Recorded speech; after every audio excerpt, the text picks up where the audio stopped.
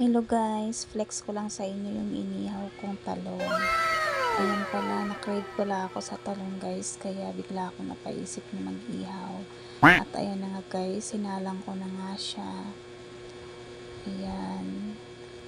At naghiwa na rin ako ng mga niya, lamas para sa sausawan. Ayan, luto na nga siya guys.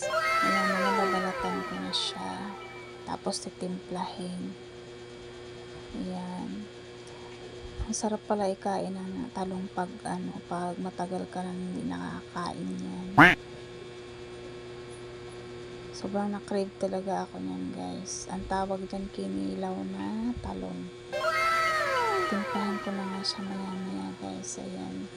Sibuyas at kamatis nga lang at sili ang ginawa ko na sausawan. Ayan nga siya guys. Ang sarap niyan guys, try nyo rin yan. Simpleng ulam pero ang sarap. Ayan, mapaparami ka talaga ng kain, mapapa-unrice ka talaga.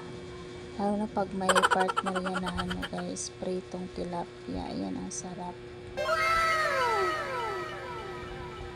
Kain guys, yan pala yung ulam namin for today's video. At ayan, may baboy rin.